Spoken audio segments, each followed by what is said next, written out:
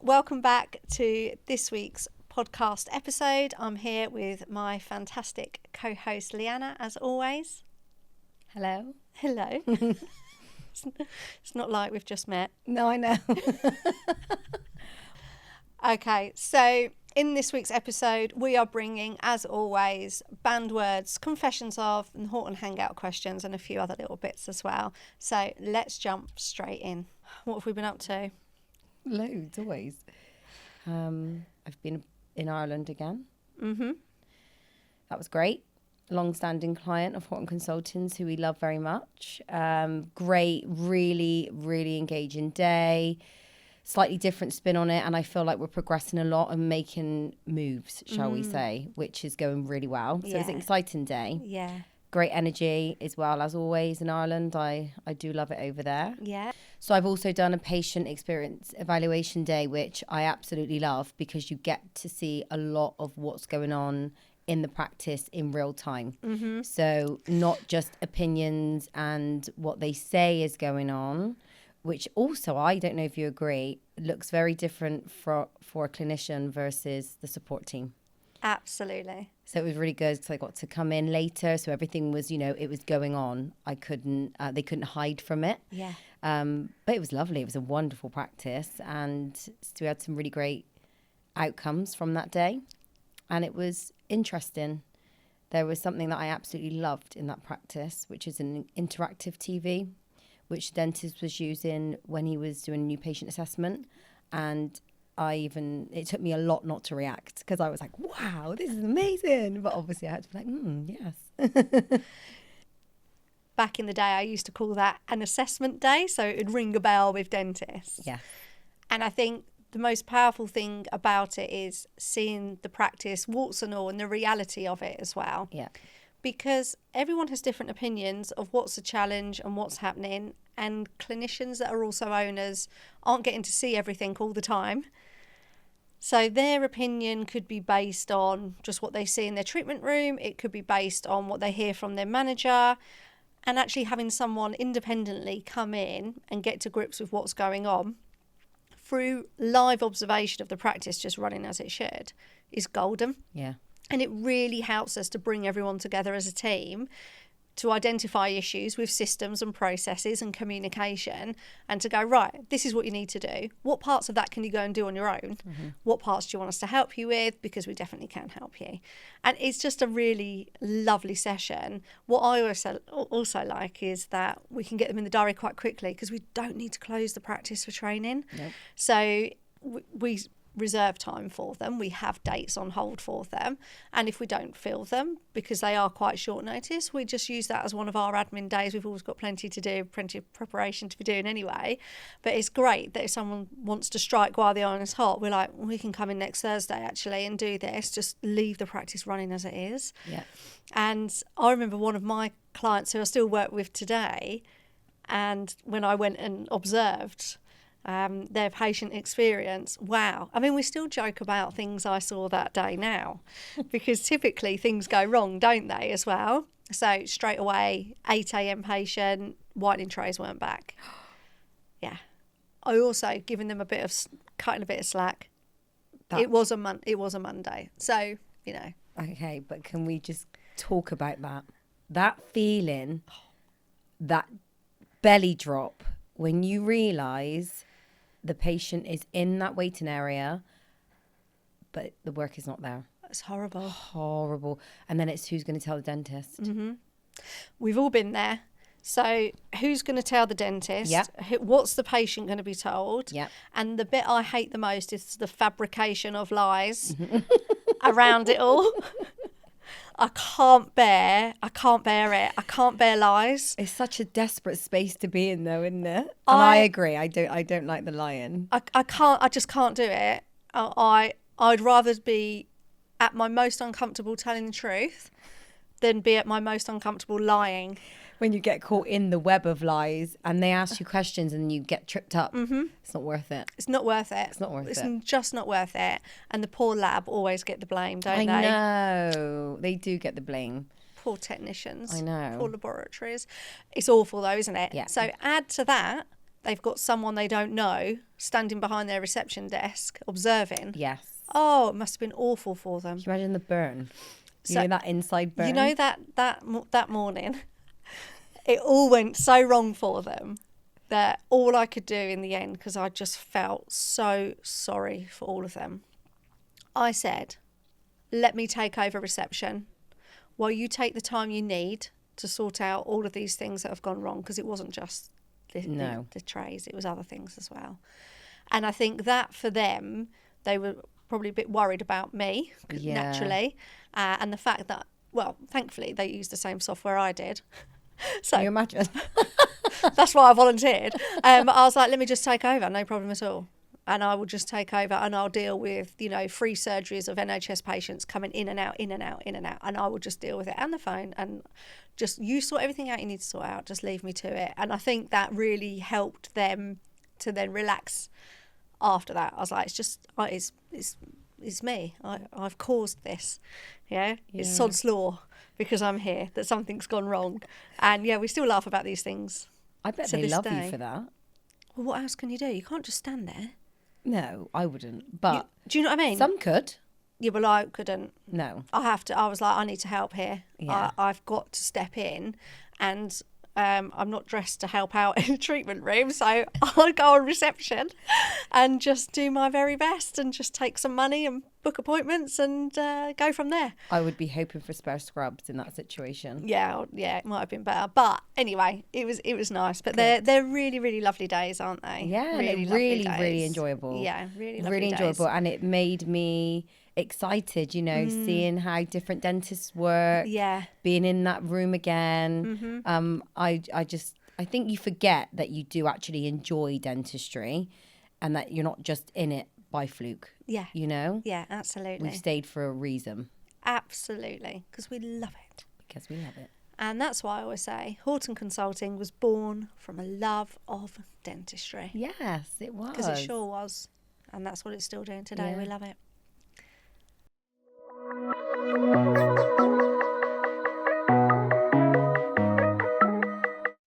Right, moving into banned words, which is something that is really important, and I hope you're all really liking this.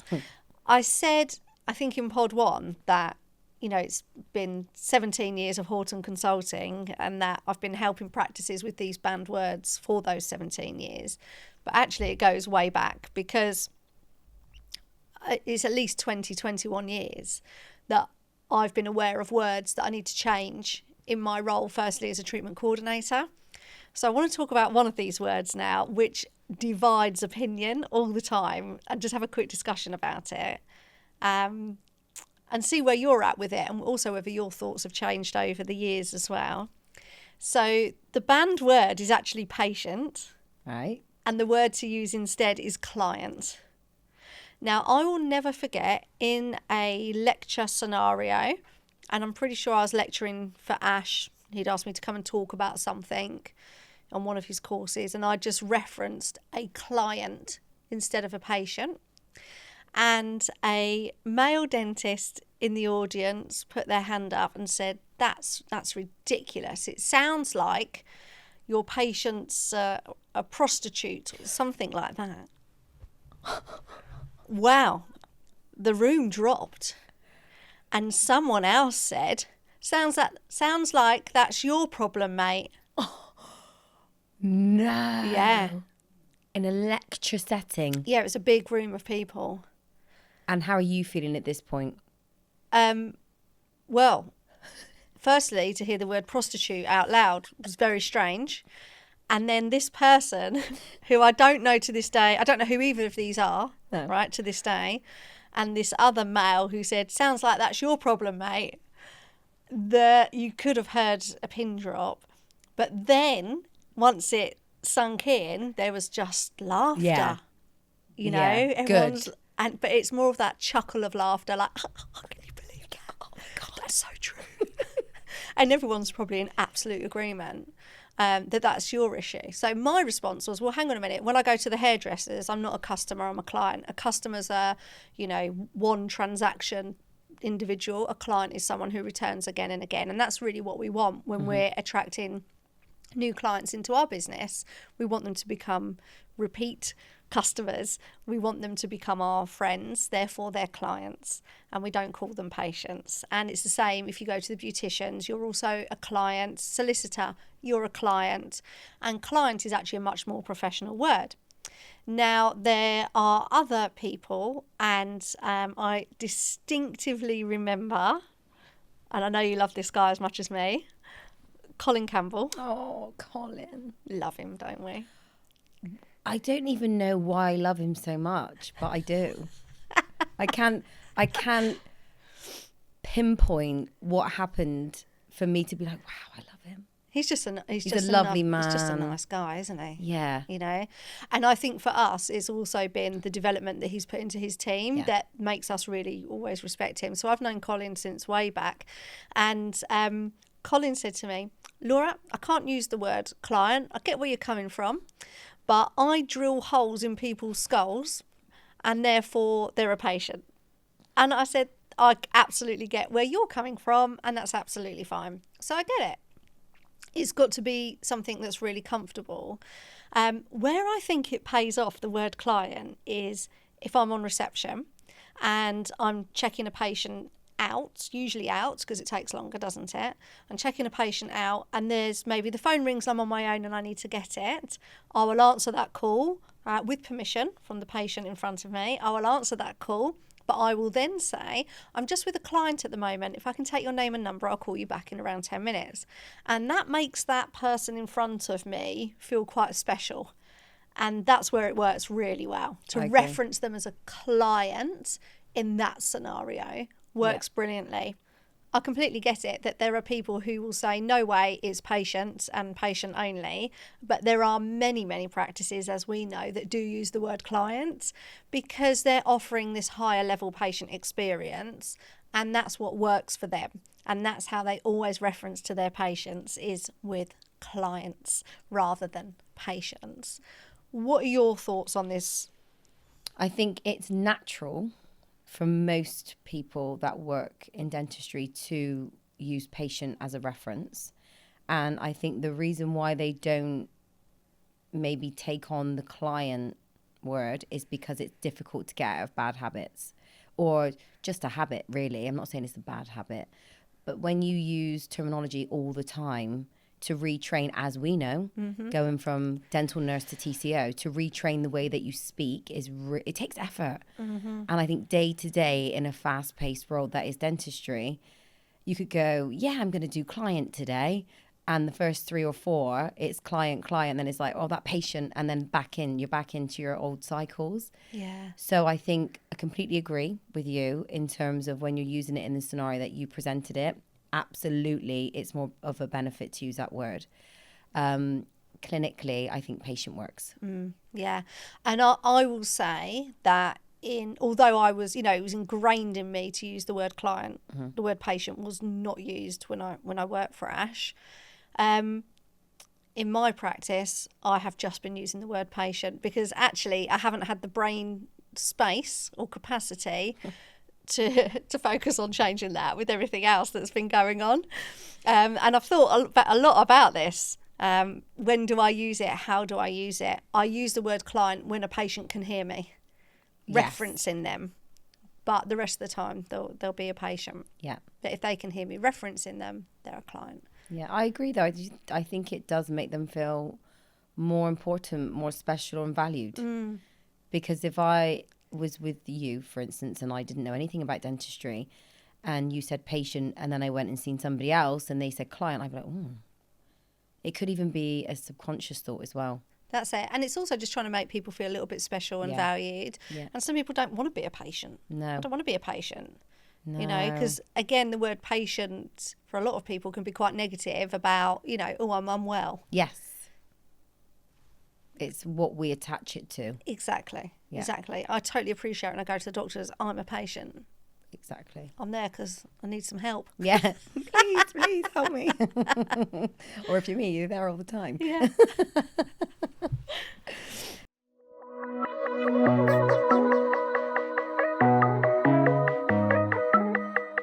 We have some Horton Hangout questions for us to have a look at and answer. Are you ready? In your experience, which key performance indicators should dental teams be focusing on the most, and how often should they be reviewing them? Okay, so I'm going to focus on the word team there rather than management and owners, Lovely. because they've said about the team. So one thing that I think is really important is for practices to understand how many new patients they need. And there is a formula for that. There's a calculation for that. And happy to share that method. It's available for anyone to access anyway. So once we know how many new patients we need, we're then able to look at the diaries and we're able to make sure we can accommodate these patients, not just with the dentist, but also with the hygienist. And then the team, particularly on reception, have got a goal to work towards. They know, and then they need to track that weekly. So if it's 40 or 60 new patients a month, whatever that figure may be, the front desk team are then able to break that into weekly figures. And they're also able to feed back. So that KPI is actually fed back in our morning huddle every day. So this is how many new patients are booked for this month. This is how many called up yesterday. We also want to know sort of activity-wise, day-to-day, what's going on. Let's not be blindfolded. Let's not work in the dark.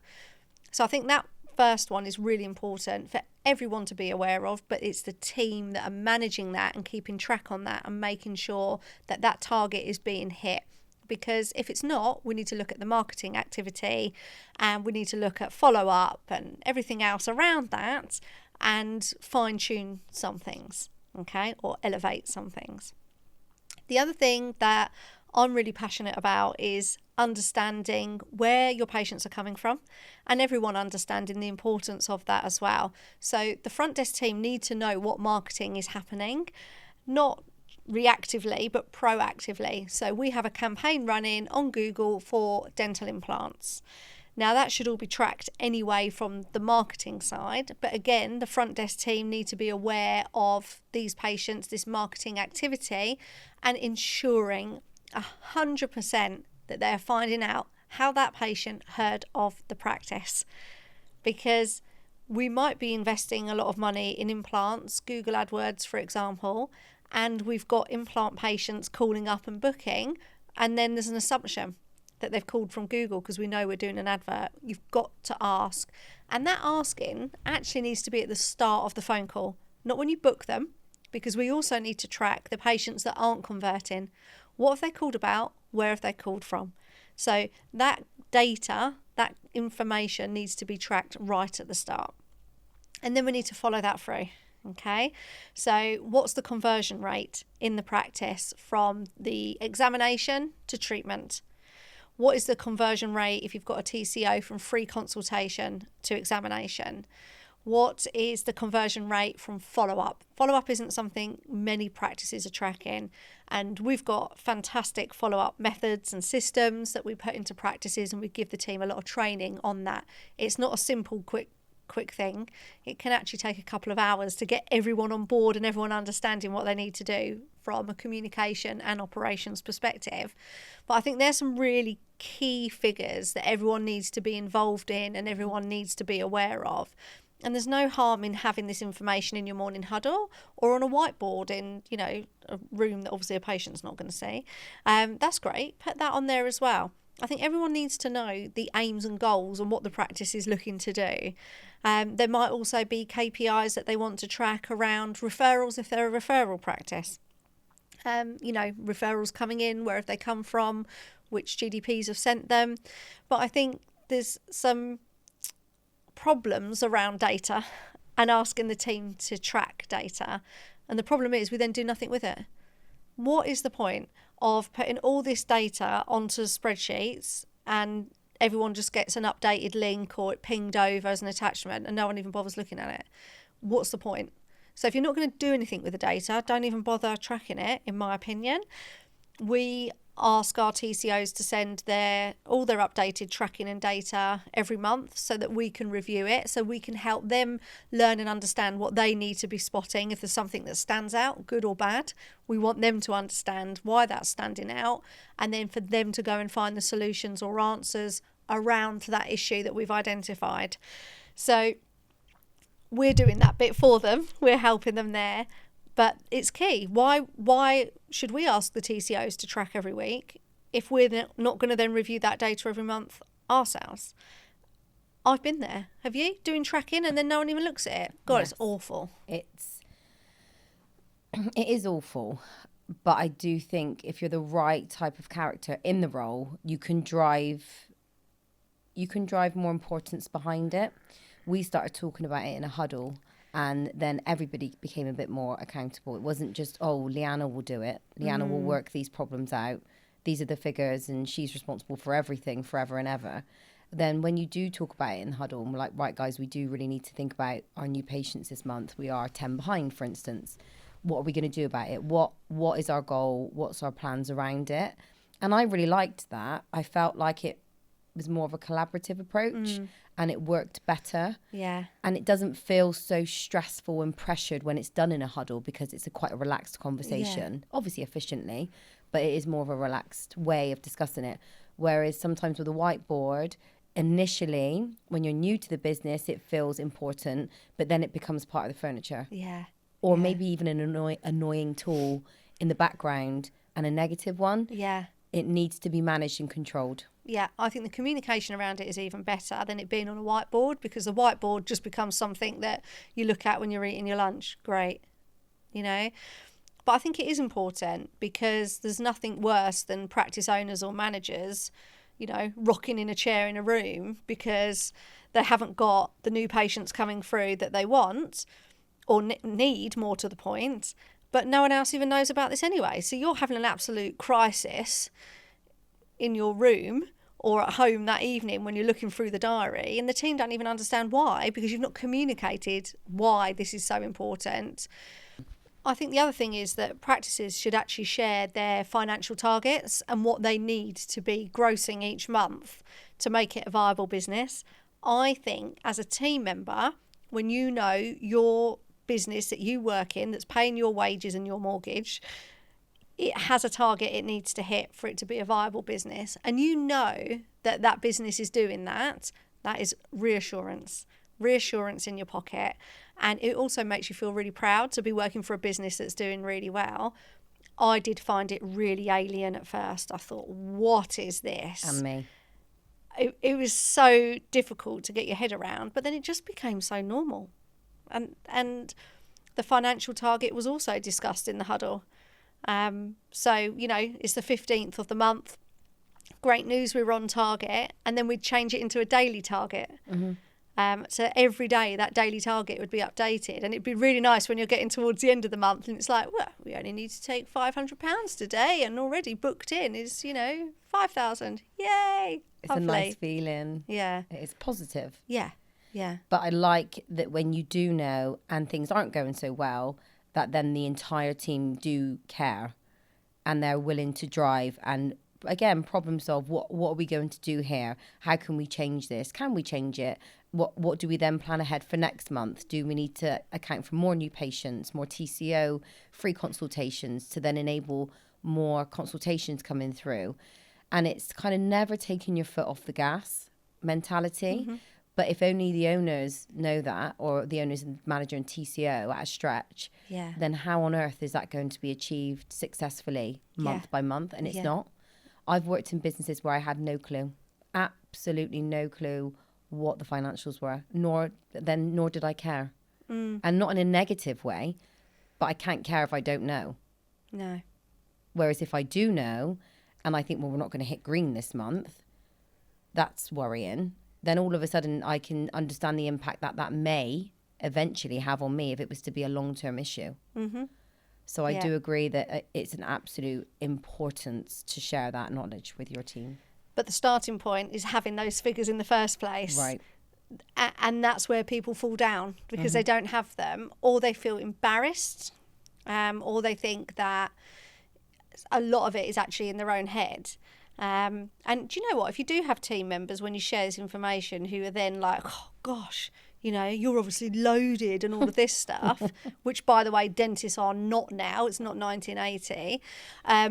They're also the wrong people to be in your team with you, aren't they? So it again is showing you the type of people that you've got working for you. Yes.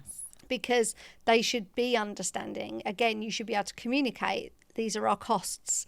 Therefore, this is our target that we need to reach, because on top of that, we've got tax. I would also, as an owner, like to get paid. That would be very nice, please. I'm working here as a dentist and an owner, so that would be nice to get paid like everyone else. And therefore, this is the amount we need to reach each month. And share that with the team. Let them know that that's what that figure is. And then, yeah, you're going to have some good months, you're going to have some bad months. We actually used to do it on a 3-month average. Right. It was much less pressure, and much nicer for the business owners as well to know that, do you know what, we may have had a bit of a poor month, and that might be because a key clinician was on annual leave for 2 weeks, something like that, on a course in America for 3 weeks. However, month before and month prior, we've gone over, and actually on that 3-month average, we're even. So that's more of a positive approach rather than a daily one, which can be heavy. Oh, yeah. Really, really heavy. Yeah. And then can also knock the drive out of people. If you're having a bad week, then that's 5 consecutive days of negative figures and data collecting. You're thinking, oh gosh, this is a really bleak week. Yeah. And actually I'm going to go into the weekend feeling quite low. Yeah. You don't want that for your team. No. So if you're doing this, and then you do have clinicians on holiday and things like that, you need to be thinking smart here. You want to keep engaging your team and motivating your team, not bringing them down. Because so the daily target's gone up again. It's now 3,200. We've only got 5 days left of the month. And yes, yeah, Sarah is on holiday. Yes, I know. But somehow, everyone, we can do it. No, you can't do it. You're not going to do it. You've got 2 days of dentistry booked in and you need 20 grand. It's not going to happen. You know? We used to get this when we would have clinicians on holiday, the main clinician, and 2 particular people will say, well, can't our target be less because we've got a holiday? Not really understanding why the figures are the figures. Yeah. But then I guess that's due to how we initially probably communicated it, and it wasn't quite right, because eventually that then was no longer. As the team grew and we understood more, and there was more leaders within the team. Yeah. Then all of a sudden it gone. Yeah. So yeah. Yeah. No, it's interesting, isn't it? Very, really very interesting.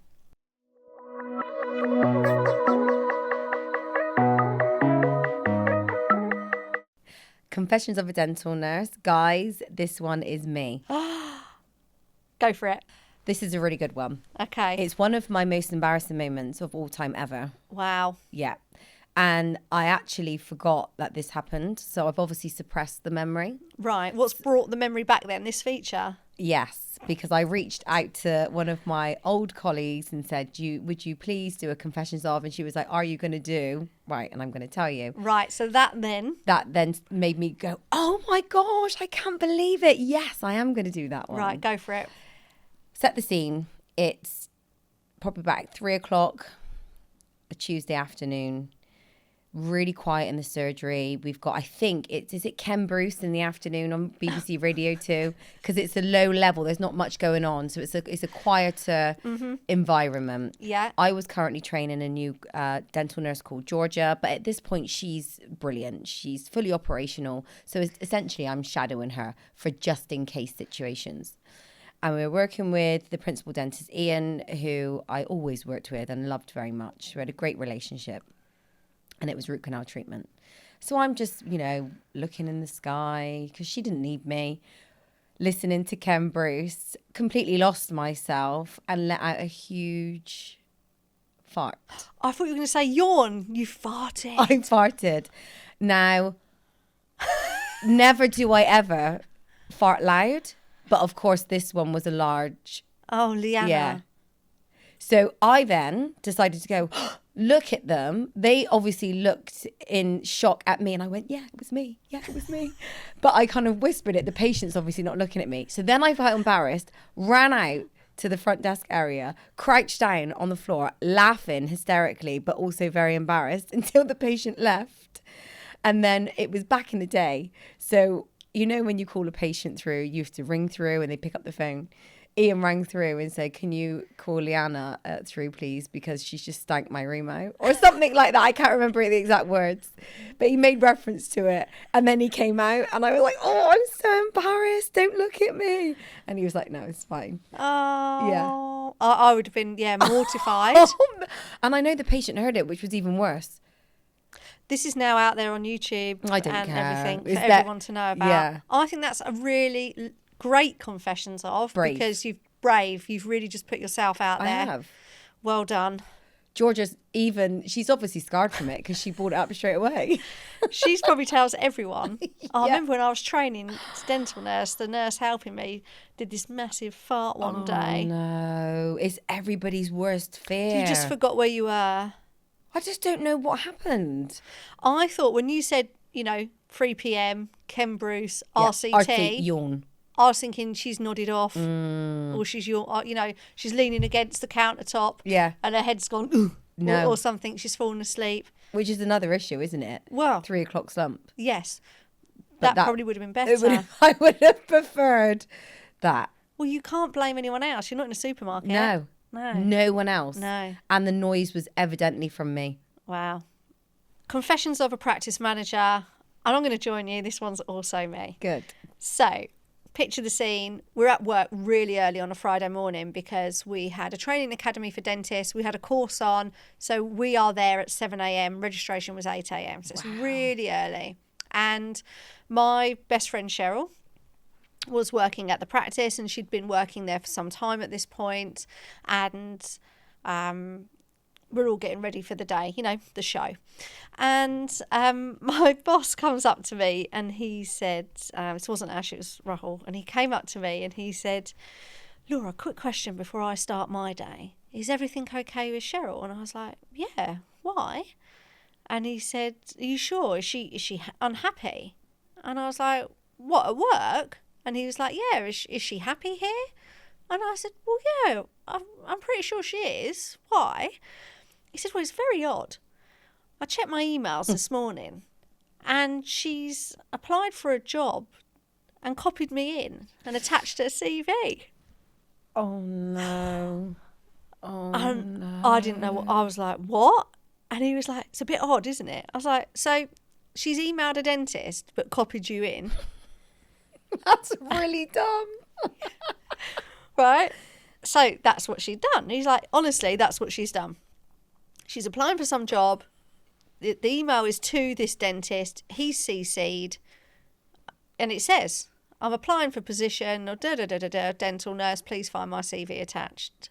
So he was more of a early riser than a night owl. So he'd seen that first thing in the morning.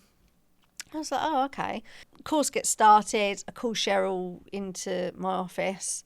And with Cheryl and I, we had a very good working relationship and friendship. So I'd always say, right, so I'm speaking to you now as your manager. That's how we always would start. or she'd say, right, I'm speaking to you as your team member. Right, so we'd always set the scene. So I said, right, I'm speaking to you now as your practice manager. Just want to get that really clear. Are you okay? Are you happy at work? And she said, yeah, of course I'm happy at work. And I was like, is there anything that is, irritating you? Anything we could discuss to change, to improve, to make life at work better for you? And she was like, no, I'm really happy here. And I just couldn't hold it in any longer. And I just started cracking up. And I was like, right, in that case then, why on earth have you applied for a job and copied Rahul in my gosh. and attached your CV? He's seen the whole thing. And she was like, what? I was like, did you apply for a job last night? She was like, yeah. I was like, you copied Rahul in. She was like, oh my God.